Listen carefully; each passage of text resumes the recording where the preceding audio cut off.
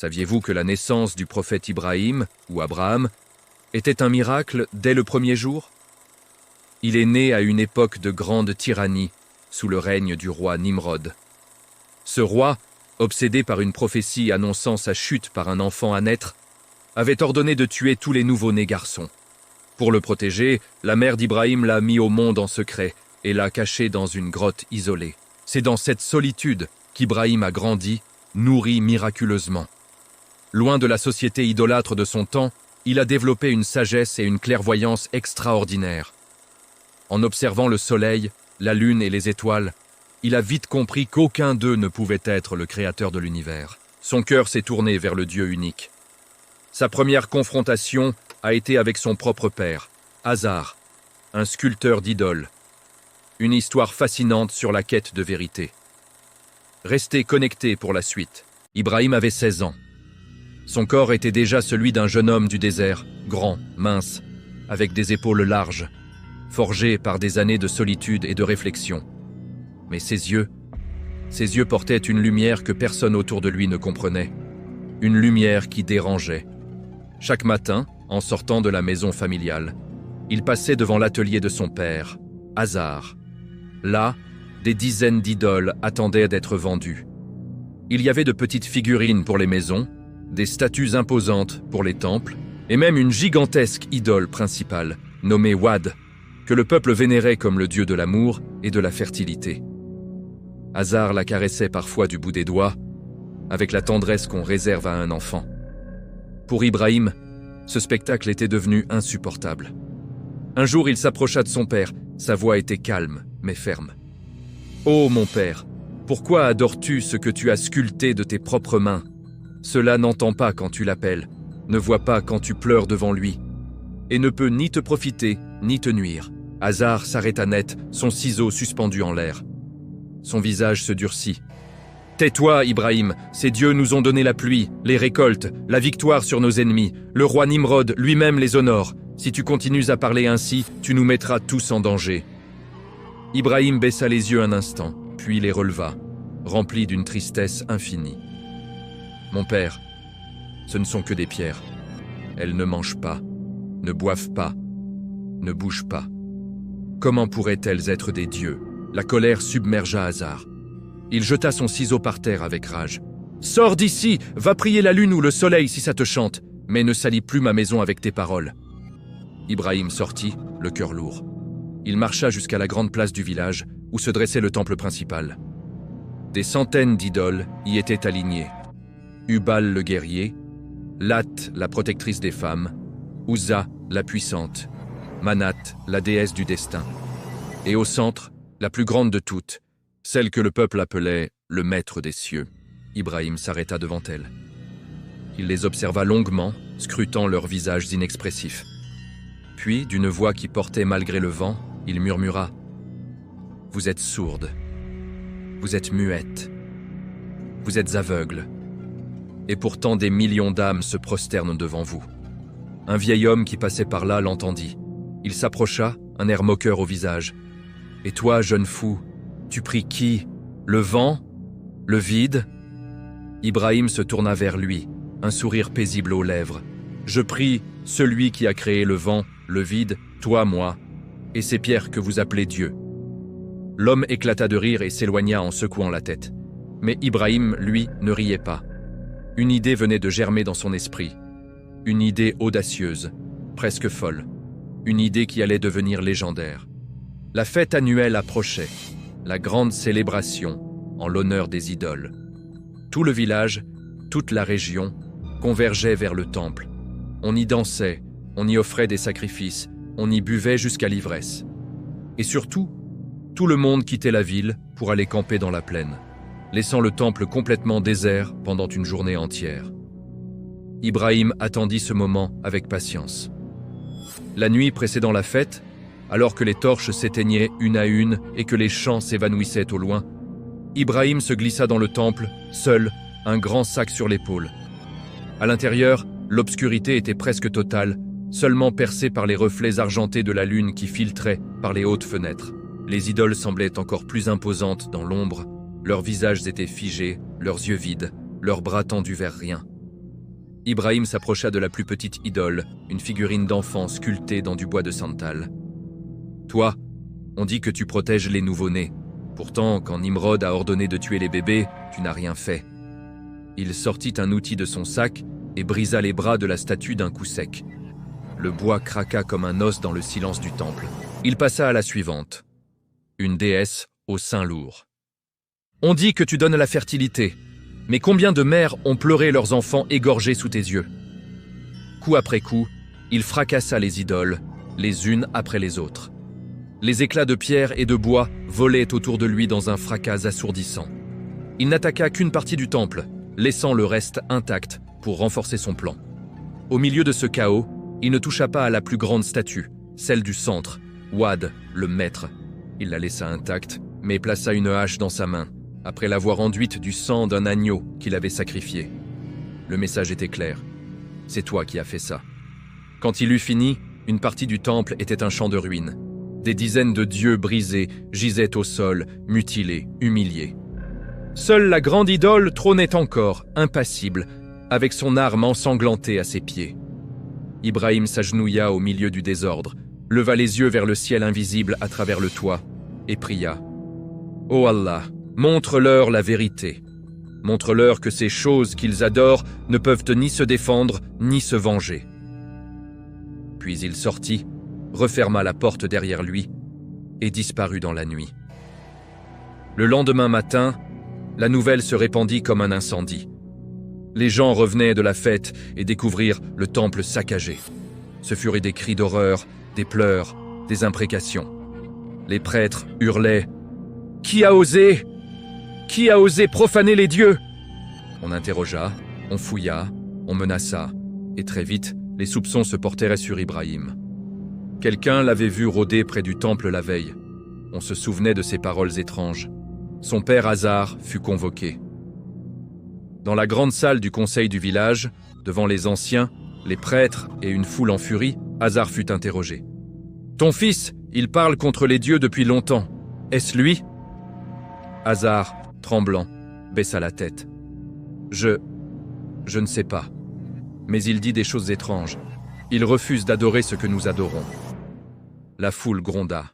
Des voix s'élevèrent, criant « Amenez-le, qu'il réponde de ses actes devant les dieux !»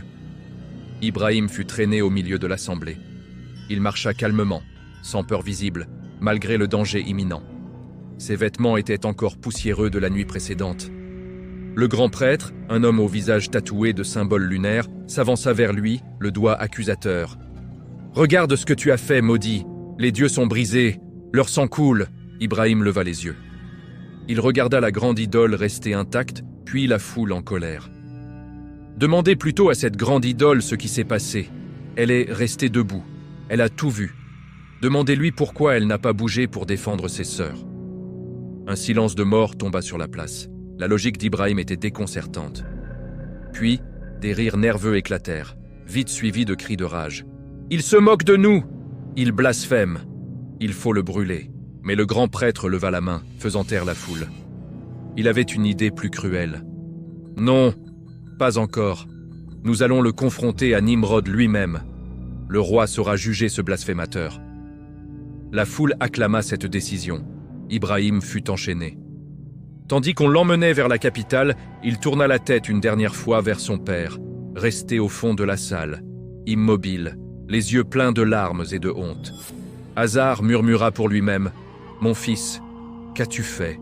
Mais au fond de son cœur, une petite voix, très faible, commençait à se demander « Et si mon fils avait raison ?» Cette confrontation n'était que le début de l'épreuve d'Ibrahim. Son voyage vers le roi Nimrod allait devenir une autre histoire légendaire. Une confrontation entre un jeune homme armé de sa seule foi et l'homme le plus puissant du monde.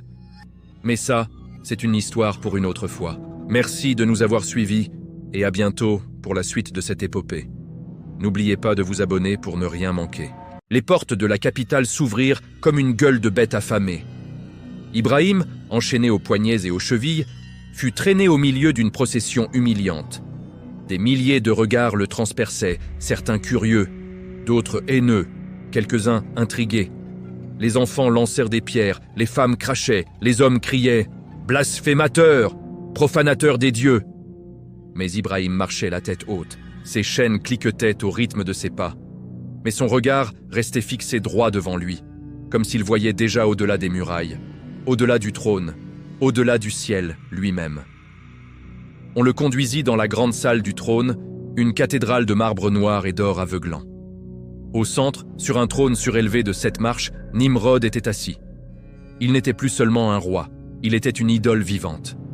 Sa couronne incrustée de rubis semblait saigner sous la lumière des torches. Ses yeux, noirs comme l'abîme, scrutaient Ibrahim avec un mélange de curiosité et de mépris.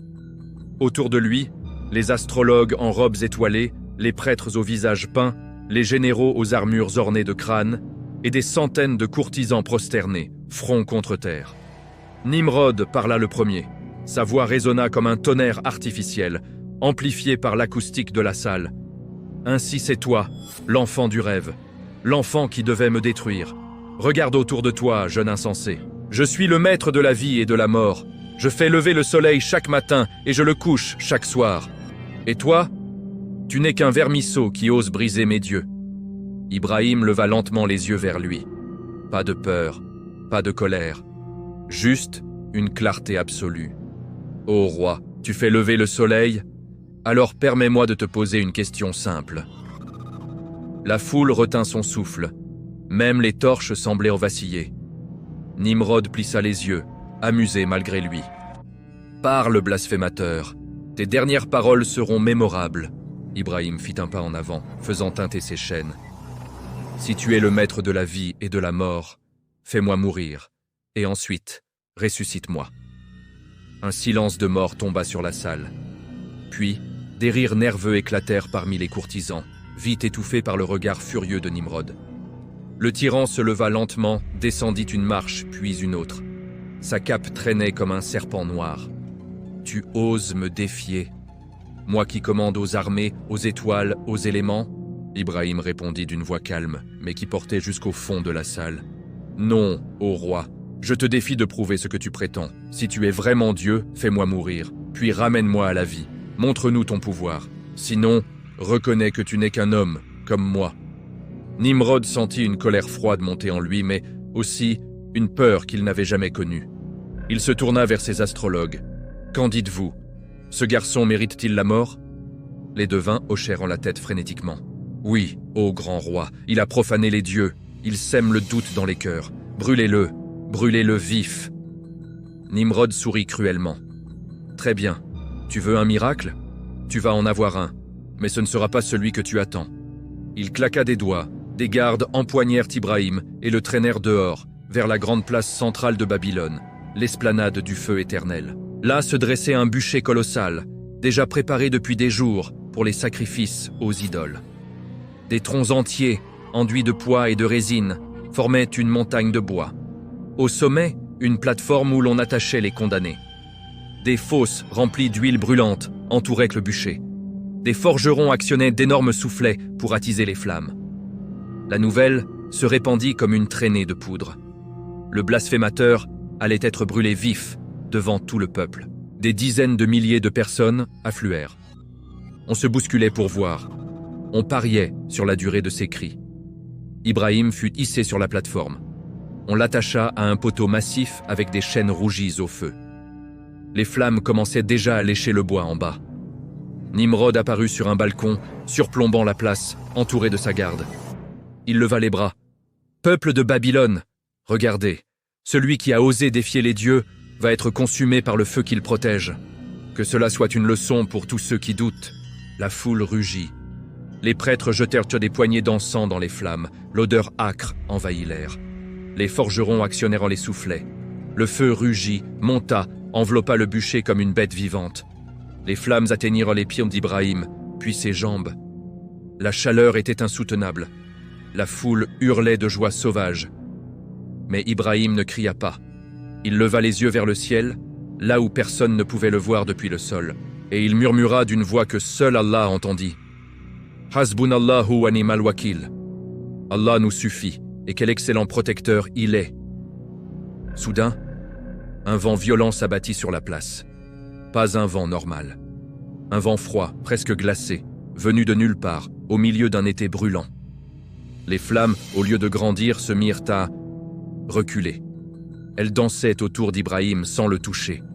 Le feu formait un cercle parfait autour de lui, comme une muraille vivante. Mais à l'intérieur de ce cercle, une fraîcheur inexplicable.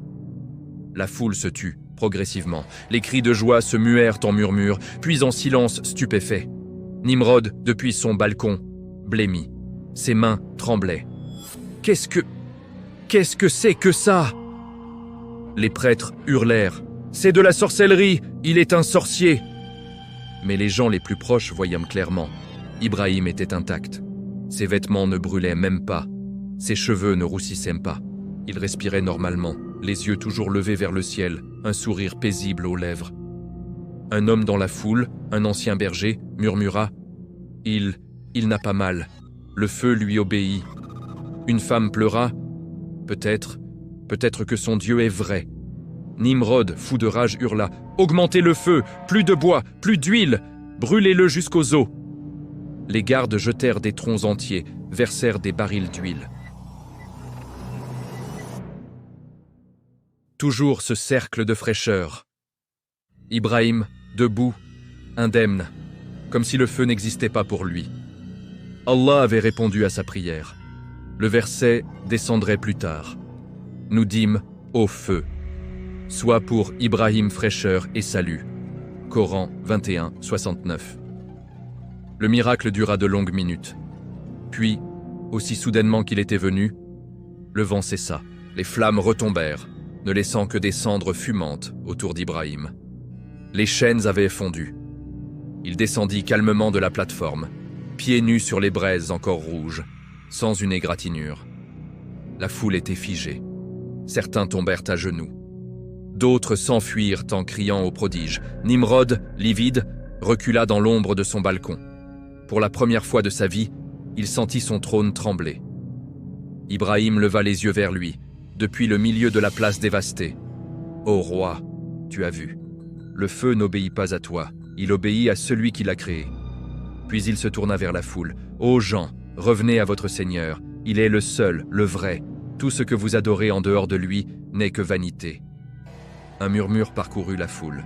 Quelques voix osèrent se répéter. « Allahu Akbar !» Nimrod hurla. « Emparez-vous de lui, enfermez-le, il sera jugé demain. » Mais les gardes hésitèrent. Leurs lances tremblaient.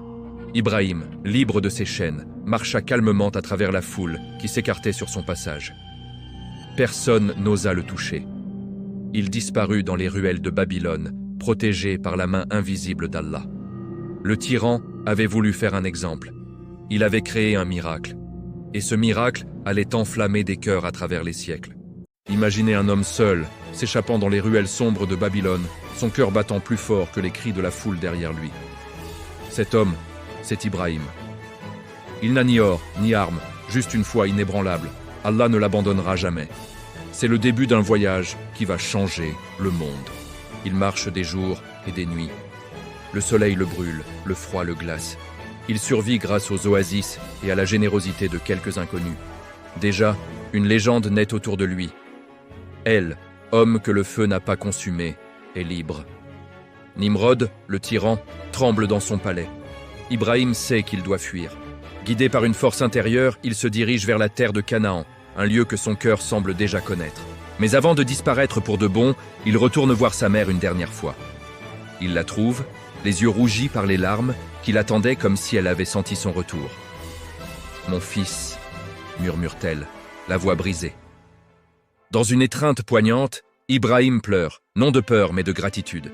« Maman, Allah m'a sauvé. Il m'a promis une grande descendance, une nation qui portera son message. Mais je dois partir. » Sa mère, le visage baigné de larmes, lui dit « Je le savais, mon enfant. Depuis ta naissance, je savais que tu étais destiné à quelque chose de plus grand. Va, mais promets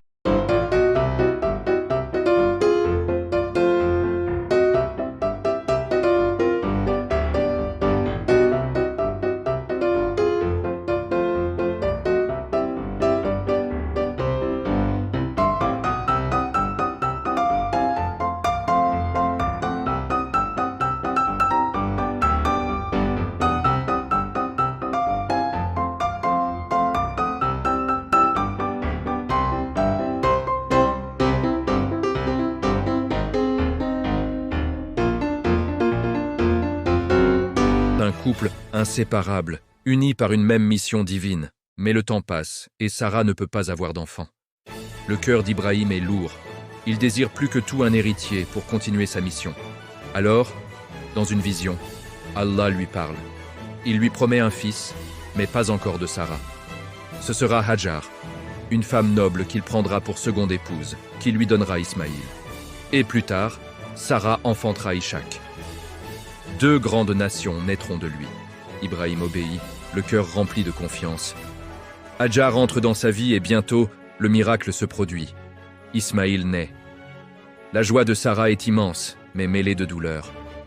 Elle voit cet enfant, symbole de la promesse divine, mais son propre ventre reste vide. Pourtant, elle patiente, car elle sait qu'Allah tient toujours ses promesses. Puis arrive l'épreuve la plus déchirante de toutes. En rêve, Allah ordonne à Ibrahim « Sacrifie ton fils unique, Ismaïl, pour moi. » Ibrahim se réveille, le cœur en 1000 morceaux. Regarder son fils, ce petit garçon rieur et plein de vie, et imaginer un tel acte, c'était insoutenable. Mais la parole d'un croyant est simple. Nous avons entendu et nous obéissons. Il va voir Ismaïl, devenu un jeune garçon pieux, et lui explique doucement son rêve. La réponse d'Ismaïl est d'une maturité bouleversante. « Ô mon père, fais ce qui t'est ordonné. Si Dieu le veut, tu me trouveras parmi les patients. » Père et fils marchent ensemble vers une vallée aride. Hajar les suit de loin, le cœur brisé mais silencieuse, comprenant la grandeur du moment. Au sommet d'une colline, Ibrahim prépare le couteau. Ismaïl s'allonge. « Père, agis vite pour ne pas voir ma souffrance. Et dis à ma mère que j'ai été patient. » Ibrahim, les larmes coulant sur sa barbe, lève la lame. Il ferme les yeux. À l'instant précis où il va accomplir l'acte, une voix céleste retentit. « Oh Ibrahim, tu as cru en ta vision. » Un magnifique bélier apparaît, descendu du ciel. Ibrahim lâche le couteau et serre son fils dans ses bras. Ils pleurent ensemble, un mélange de soulagement, de gratitude et d'amour infini. Allah avait testé leur soumission absolue, et ils avaient réussi l'épreuve avec une foi inébranlable. Mais ce n'était pas la fin des épreuves. Allah ordonne alors à Ibrahim de laisser Hajar et le petit Ismaïl dans cette même vallée, aride et inhabitée. « Je ferai de cet endroit un lieu sacré, promet le Seigneur. » Le cœur déchiré une fois de plus, Ibrahim obéit. Il leur laisse un peu d'eau et quelques dattes, puis repart sans se retourner, retenant ses larmes. Hajar court derrière lui, paniqué. « Oh Ibrahim, à qui nous laisses-tu ici ?»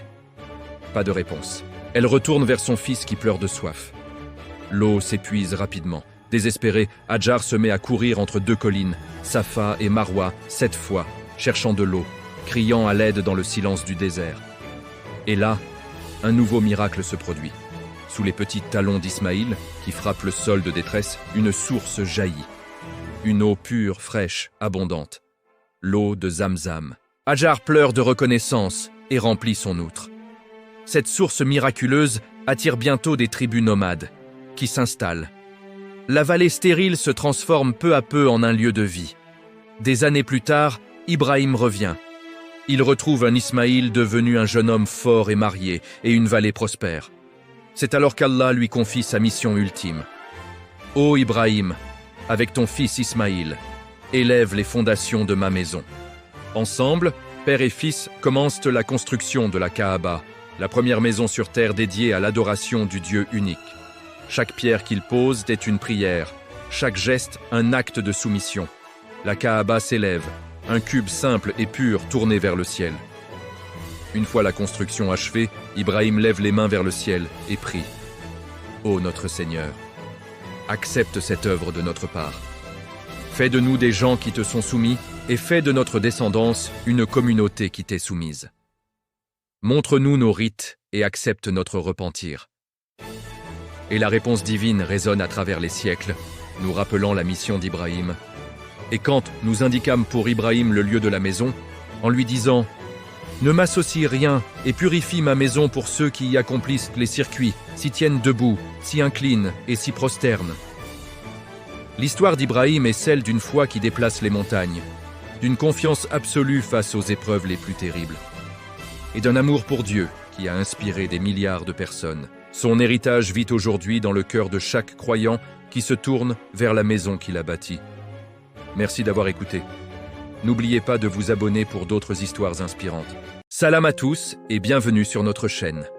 Aujourd'hui, nous allons voyager dans le temps pour découvrir l'histoire fascinante d'un homme dont l'héritage résonne encore à travers les âges. Le prophète Ibrahim, ou Abraham. Connu comme le père des prophètes et un ami intime de Dieu, son parcours est une source d'inspiration incroyable sur la foi, la soumission et le sacrifice. De sa jeunesse à sa quête de la vérité, jusqu'à la construction de la Kaaba et l'établissement du pèlerinage du Hajj, l'histoire d'Ibrahim est au cœur de l'islam, du judaïsme et du christianisme. Alors, préparez-vous à plonger dans la vie de ce patriarche exceptionnel. C'est parti! L'histoire d'Ibrahim commence dans la cité d'Ur, en Mésopotamie. Une terre où l'idolâtrie était la norme. Son père, Azar, était lui-même un sculpteur et un vendeur d'idoles. Mais dès son plus jeune âge, Ibrahim était doté d'une intelligence vive et d'un esprit curieux. Il ne pouvait accepter que des statues, créées de la main de l'homme, puissent détenir un quelconque pouvoir divin. Il observait le ciel, les étoiles, la lune et le soleil, cherchant le véritable créateur de l'univers. Le Coran nous raconte magnifiquement sa quête spirituelle, comment il a d'abord pensé que les astres pourraient être Dieu, pour finalement réaliser qu'ils disparaissaient tous. Seul le créateur de ces astres pouvait être digne d'adoration, celui qui est éternel et immuable. Cette recherche de la vérité l'a conduit à rejeter les idoles de son peuple, ce qui n'allait pas tarder à le mettre en conflit direct avec sa propre famille et sa société. Le point de rupture arriva lorsqu'Ibrahim décida d'agir. Profitant de l'absence des habitants de la ville partis pour une fête, il se rendit au temple et, avec une hache, détruisit toutes les idoles, sauf la plus grande. À leur retour, les gens furent choqués et furieux. Ils interrogèrent Ibrahim, qui, avec une sagesse provocatrice, leur répondit « Demandez à la plus grande statue, c'est peut-être elle qui a fait ça. » Ils rétorquèrent embarrassés qu'une statue ne pouvait ni parler ni agir. C'est alors qu'Ibrahim leur lança le défi ultime. « Comment pouvez-vous adorer ce qui ne peut ni vous nuire ni vous aider ?» Face à cette logique implacable, le roi Nimrod, le tyran de l'époque, se sentit défié dans son autorité. Il ordonna qu'Ibrahim soit jeté dans un immense feu en guise de punition. Un bûcher gigantesque fut préparé, visible de loin. Mais la foi d'Ibrahim en Dieu était inébranlable. Alors qu'il était catapulté dans les flammes, Ibrahim prononça ces mots simples et puissants. « Dieu me suffit, et il est le meilleur garant. » Et c'est là qu'un miracle se produisit. Dieu ordonna au feu, soit pour Ibrahim une fraîcheur et une paix. Le feu brûla les cordes qui le liaient, mais ne lui fit aucun mal. Il en sortit sain et sauf, sous les yeux stupéfaits de la foule et du roi Nimrod. Cet événement miraculeux prouva non seulement la protection divine, mais renforça aussi le message d'Ibrahim. Il n'y a qu'un seul Dieu, le Tout-Puissant. Suite à cet événement, Ibrahim, accompagné de sa femme Sarah et de son neveu Lot, quitta sa terre natale pour émigrer vers la terre de Canaan, la Palestine actuelle, suivant l'ordre de Dieu et débutant une nouvelle étape de sa mission prophétique. Les années passèrent, et Ibrahim et Sarah vieillissaient sans avoir d'enfants. Sarah, voyant le désir profond de son mari d'avoir une descendance, lui suggéra de prendre sa servante, Hajar, comme seconde épouse. De cette union naquit Ismaël. Ce fut une grande joie, mais aussi le début d'une nouvelle épreuve. Dieu ordonna à Ibrahim d'emmener Hajar et le bébé Ismaël dans une vallée désertique et stérile, celle de la Mecque actuelle. Imaginez la scène.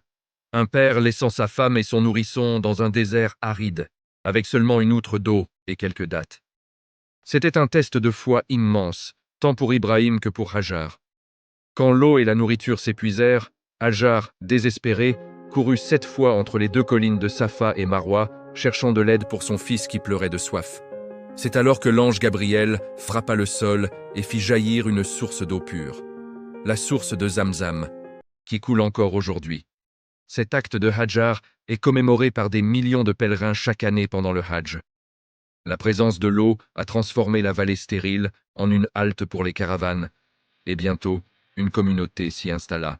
Des années plus tard, Ibrahim revint voir son fils Ismaël, devenu un jeune homme. C'est à ce moment-là qu'il reçut une autre épreuve, peut-être la plus difficile de toutes. Dans un songe, Dieu lui demanda de sacrifier son fils bien-aimé, Ismaël. C'est une histoire qui touche au cœur même de la notion de soumission à la volonté divine. Ibrahim, le cœur lourd mais rempli de foi, en parla à son fils. La réponse d'Ismaël est tout aussi remarquable. « Ô mon père, fais ce qui t'est commandé. Tu me trouveras, si Dieu le veut, parmi les endurants. » Quelle preuve de foi de la part du père et du fils. Au moment où Ibrahim s'apprêtait à accomplir l'ordre divin, une voix l'arrêta. Dieu lui annonça qu'il avait réussi l'épreuve et qu'un bélier lui était envoyé du ciel pour être sacrifié à la place de son fils. Cet événement est célébré chaque année par les musulmans du monde entier lors de l'Aïd al-Adha, la fête du sacrifice. C'est un rappel puissant que la véritable dévotion ne réside pas dans l'acte lui-même, mais dans l'intention et la soumission totale à Dieu. Ce sacrifice symbolique marque un tournant, montrant que Dieu n'exige pas de sacrifices humains, mais une foi pure et une obéissance sincère. Après cette épreuve suprême, Dieu récompensa Ibrahim et sa famille, lui annonçant la naissance prochaine d'un autre fils, Isaac, de sa première femme Sarah, malgré leur âge avancé. C'est après ces épreuves que père et fils reçurent une mission sacrée: construire un lieu d'adoration dédié au Dieu unique. Sur les fondations d'un ancien temple qui aurait été bâti par Adam, Ibrahim et Ismaël rebâtirent la Kaaba. Le Coran décrit comment ils élevaient un peu les murs, pierre par pierre, en priant. « Seigneur, accepte ceci de notre part, car c'est toi l'audient, l'omniscient. » La Kaaba n'était pas conçue comme une maison pour Dieu, mais comme un point focal, un symbole d'unité pour tous ceux qui croient en un seul Dieu. C'est la première maison construite sur terre pour l'adoration exclusive de Dieu. Une fois la construction achevée, Ibrahim se tint sur une pierre, aujourd'hui connue sous le nom de Maqam Ibrahim, ou la station d'Ibrahim, et Dieu lui ordonna de lancer un appel universel à l'humanité. Dieu dit à Ibrahim: « Et fais aux gens une annonce pour le Hajj.